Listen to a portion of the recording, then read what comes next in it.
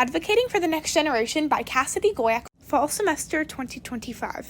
Frances Oldham Kelsey was a life-changing pharmacologist who had done much work for the world of science and people alike.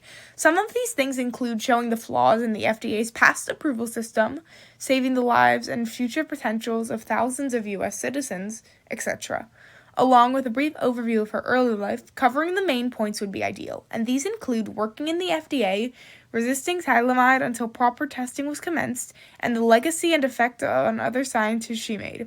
Kelsey was not only an integral scientist, but an intelligent mind who helped change the scientific testing system forever. Before getting into the guts of the essay, I would like to take a minute to talk about her early life and background. Oldham Kelsey was born in Cobble Hill, British Columbia, Canada in 1914. This is where she attended St. Margaret's School, proceeding to graduate at only 15 years old. She got a degree in pharmacology and found her way into a graduate's program not long after due to the spelling of her name being masculine. Frances continued to do her work through 1938 to complete her PhD. For her final schooling venture, she attended the University of Chicago through 1942, where she met and married the love of her life.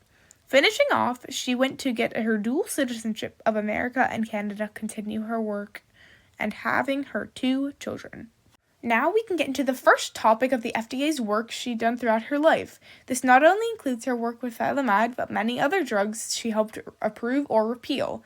Dithiostolbestrol, thalidomide, and dithymyl sulfoxide were 3 of the drugs she reviewed in her time in the FDA. Since thalidomide will get almost its entirely own section in the writing, I'm going to focus on the other 2. The drug known as dithiostolbestrol was originally used and marketed for pregnancy support, treating prostate cancer and treating breast cancer. However, this is not the case in terms of being pregnancy safe and advised, due to causing vaginal cancers and rare cases vaginal tumors in the future generations of the children exposed safe, but dithiostolbestrol still had other chances to be a useful medication. Promptly, it blew these chances, as not many years later, more studies showed that dithiostolbestrol could cause many bad things, such as hypoglandism, reduction of the hormone secretion in testes or ovaries, infertility, depression, teratogenesis, birth defects, and a whole slew of other minor symptoms.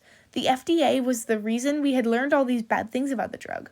Dimethyl sulfoxide, or DMSO, was never as dangerous as dithiostolbestrol, but it still had its uses. The current use of this drug is only for one FDA-approved reason: interstitial cystitis, a chronic issue with the bladder. Since the 1960s, there has been ongoing research on how to better use dimethyl sulfoxide, and some of these uses include arthritis, cancer, chemotherapy side effects, and general pain. Though none have been approved, they are still being tested. Some side effects of this drug include headache, nausea, stomachache, itching, chills, fever, and rash. Though Kelsey didn't do much with dimethyl sulfoxide, she still worked to ensure people were safe when using this, if at all. Next, Frances Oldham Kelsey had made a huge impact on future generations by saying no to thalidomide in its nearly untested form. To know why this was so important, you must know about thalidomide's side effects and the risks that were unknown at the time. This drug causes birth defects if actively used when pregnant, excessive blood clotting, changes in heart rhythm, and heart attacks. Now, if we look in the past when they first tried to sell it, this drug was promoted as a morning sickness medication under the name Cortigen. It was distributed fast in the Middle East, and the U.S. wanted to follow that trend. But Kelsey noticed inconsistencies in the work of the study, and she decided to say no to the drug until more testing was provided.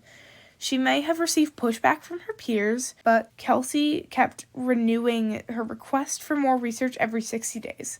Inevitably, this paid off, as in around a year and a half, babies were born with severe birth defects, such as missing hands and being stillborn. This was correlated back to Cortigen and its under-tested nature, so it was quickly effaced from the market of morning sickness remedies. Frances Oldham Kelsey was hailed a heroic person due to her standing on the amount of testing needed. She proceeded to help make the testing process more arduous to ensure the safety of products moving forward. Moving to my final point, she left a massive legacy and effect on her portion of the scientific community she inhabited. Kelsey had won many awards and had been given many things in her life as it came closer to its end. These things include, but are not limited to, the President's Award for Distinguished Federal Service, Frances Kelsey Secondary School naming itself after her, becoming an inductee in the Women's Hall of Fame, and she was named the Order of Canada. Her various awards show how much she had been appreciated and recognized. A quote from Dr. Katie Goyak can show this as well as her awards. The work on thalidomide impacts my day-to-day work because Frances Oldham Kelsey's work established that birth defects may be observed in only one species. So if a birth defect is seen in any species, it is potentially relevant to humans. This caused some countries like the European Union to mandate that all chemicals manufactured or imported into the EU must be tested for birth defects in two species, rats and rabbits.